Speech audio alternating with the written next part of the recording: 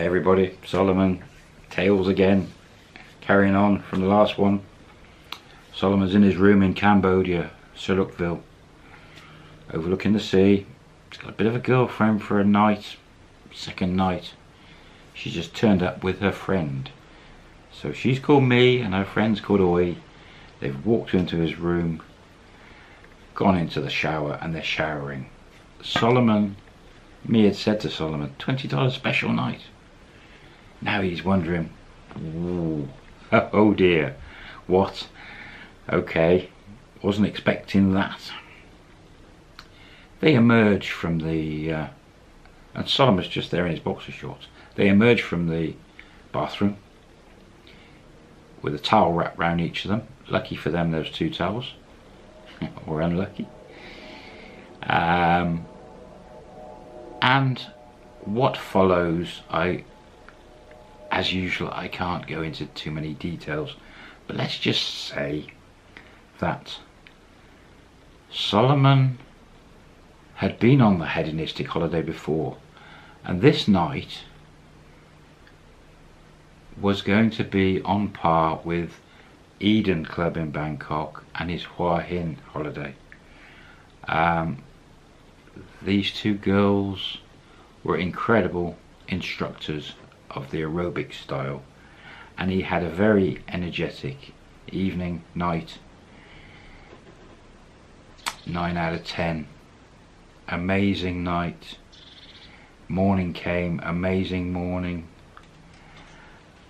And then on waking up in the morning and everything else, sort of breakfast time-ish, me, this one girl, the first girl, said to Solomon, $20, 24 hours,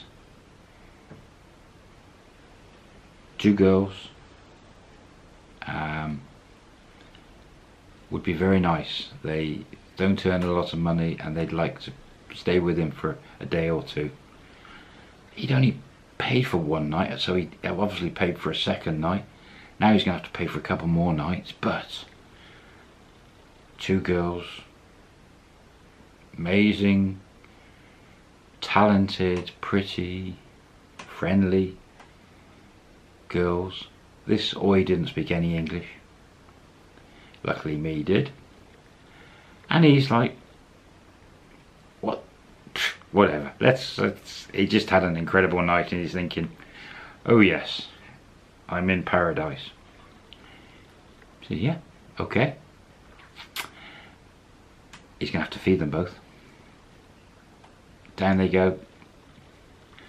This time the security guard has gone and it's the woman.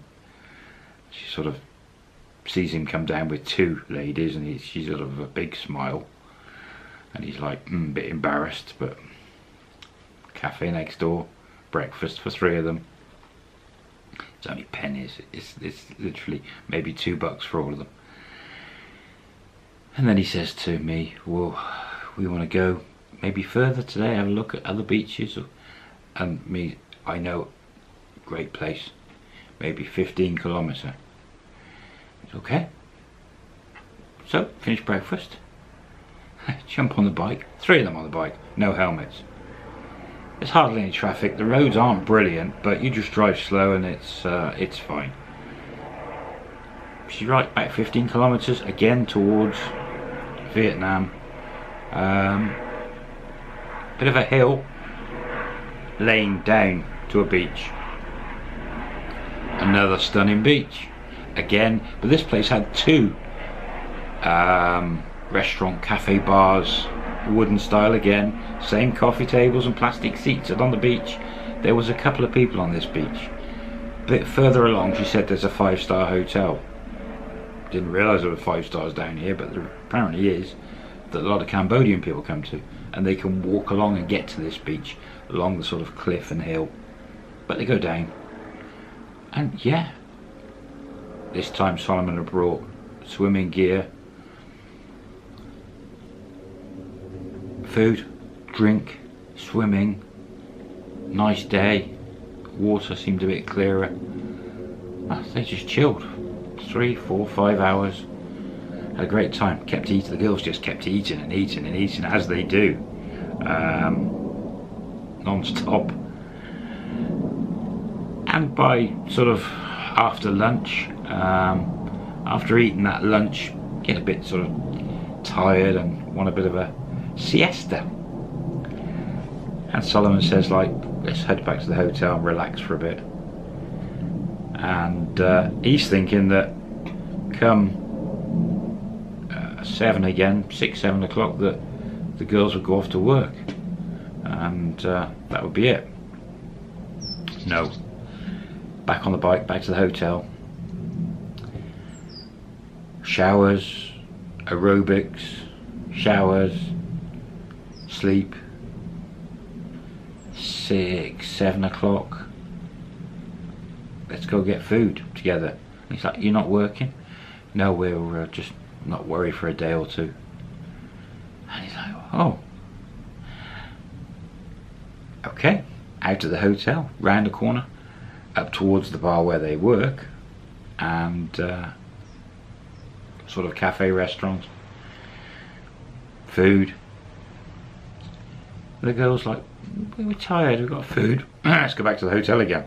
He's like, okay, well, that's going to save money. So they do, back to the hotel. An amazing, amazing night again. In fact, getting better and better, people more relaxed. I can't describe it. This went on also the next day and the next night. 3 days, 3 nights. Solomon, me and Oi had most incredible time. They just clicked, they hit it off together. Everything was just wonderful, absolutely wonderful. Solomon would remember these 3 days and 3 nights for the rest of his life. Sadly, at the end of the 3rd night, was it, come round to the morning, and Solomon was thinking, I'm starting to spend a bit too much money here. The idea of coming to Asia for a year was to wander around, to see a bit of Asia, possibly see if there's work. So he decides, that's it, he's heading off. He says to me and Oi, I'm sorry, but I've got to go. They're sad, they're happy, they're okay. He settles up. So it's $20 a day. Anyway, in the end, he throws them the correct money and gives them another 20 bucks each or whatever tip, and some loose change, and he looked after them, and he'd fed them for 3 days and drinks, and he'd spent a few $100. They were happy, over the moon, especially with the tip, really over the moon. And he said, that's it, I'm going to check out and I'm heading off. So they all said their goodbyes. He didn't even bother phone numbers, emails, nothing. Just like, nah. Just remember it for what it was. And that's what he did. They all said their goodbyes, checked out, paid the hotel. On the bike, now he had the decision. What's he going to do? And he's thinking, I want to go back to Thailand. I can't be bothered to wander around Cambodia at the moment. I can see it's a great place and fun to be had for all. A lot of poverty though, much more than Thailand. Thought, I'm going to go back to Phnom Penh on a different route, dump the bike, get my way back to the Thai border, get a new visa again, and head back to Pattaya. I've got some unfinished business with Kay, that girlfriend I had that sort of upset me and sort of broke my heart, and I found out she had lots of boyfriends. I want to find out the story. I want to know what that's all about. I want to learn for the future what is going on. And maybe I'll catch up with Ning as well, and Frozen. And I think, right, okay. Gets the map out and looks, and I think there's a road number 3. So he's going along towards Vietnam and then up another road back to Phnom Penh. He knows it's going to be about 5 or 6 hours to get up there, maybe a touch more, but he knows he can do it in a day. It's early, he's just going to go for it, and that's what he does. Heads off up this road. The road's quite good, and he just keeps stopping all the way, and about 4ish in the afternoon arrives in Phnom Penh, works the roads out, gets back to Jeff's bar, stops at the bar, gets a drink and says to Jeff that's it, he's done. He's going to dump the bike back and he's going to head back to Pattaya. He's not sure whether he wants to fly or cross country. Jeff says to him there's a night bus, leaves at about 8 o'clock. It's about 600-700 kilometres to, I think it's Phuket it's called, which is the Welcome Bridge, Cambodian Thai border. So there's a night bus, it's only about 200 baht, 3 or 4 bucks, from just across the road from where he is now, and that'll take him to the border, and it gets into the border at about 6 in the morning. Or he could fly up to Bangkok, and he thinks, well, the Cambodian border, he can definitely get the visa there he wanted, the tourist visa, won't be a problem, 30 days, extend it for 30 in Thailand. He thinks, well, I'll just get the bus and I'll sleep on the bus instead of getting a hotel for the night. So he said, right, I'll go and dump the bike, come out and have a drink, where do I get tickets? And he just said, just go to the bus stop and you buy it on the bus. Brilliant. So he wanders, takes the bike back round the corner to the lady, pays her, everything's sorted, she's happy, comes back round, couple of drinks, Jeff's bar, and then wanders over to the bus stop. Sure enough, bus turns up, it's got aircon, reasonable seats, not too many people queuing up, but it's probably going to stop on the way and fill up. So gets on board, and it's about $5-6. Gets his ticket, he's only got his rucksack, goes to the back of the bus and he thinks, I'm going to sleep, I want to sleep all night. Pushes the rucksack in the corner, gets right in the back corner of the bus. The last stop is the border, so they'll wake him up, and he crashes and fast asleep. Doesn't remember anything about the trip. Fast asleep. Been a long day. And yeah, bus through the night. He doesn't know how many times it stopped, but come morning, gets woken up. The bus is only half full, and they're close to the border. It's about 1 kilometre. Wakes up and gets off the bus, rucksack. There he is, not far from the border. Now, he's got nothing planned on how to get from there to Pattaya, but he'll work that out. There's going to be minivans coming from Pattaya with foreigners doing the visa runs. So he's going to try and tap onto one of them and get a seat. Plenty of time, it's still early. Finds a restaurant, cafe, breakfast, the usual. And he sits there and watches the world go by. There's a lot of different types of taxis and tuk-tuks and songtels, different types of vehicles, like a motorbike with the back is a seat like a tuk-tuk, but the front's a motorbike. It's quite weird. Lots of those.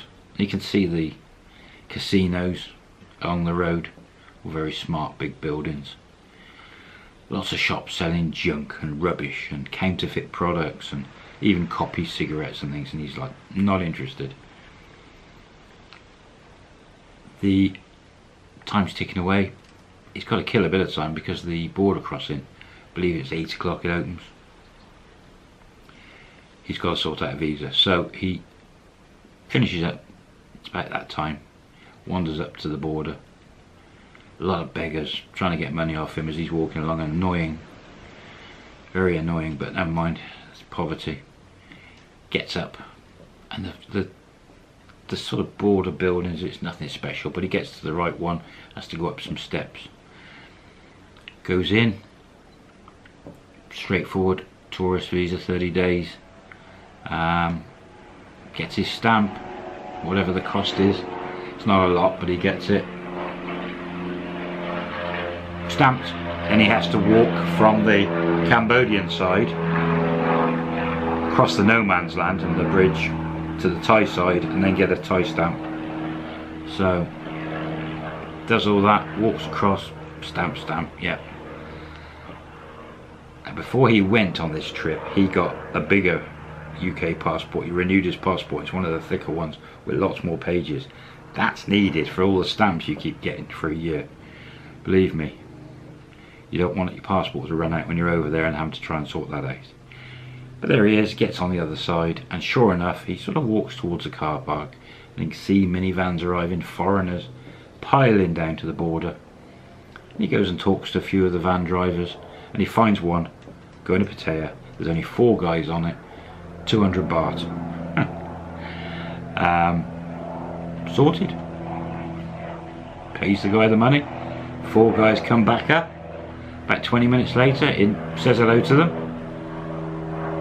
A couple of Danish guys, if I remember rightly, and I don't know, 4 guys anyway. It's a minivan, and it's like a 3-4 hour journey. He falls asleep, and we'll leave it there. He's back, arriving in Pattaya. Where's he going to go? What's he going to do? I'll catch you on the next one. He had a good trip, didn't he? Me and Oi. Oh, never forget that. Bye for now.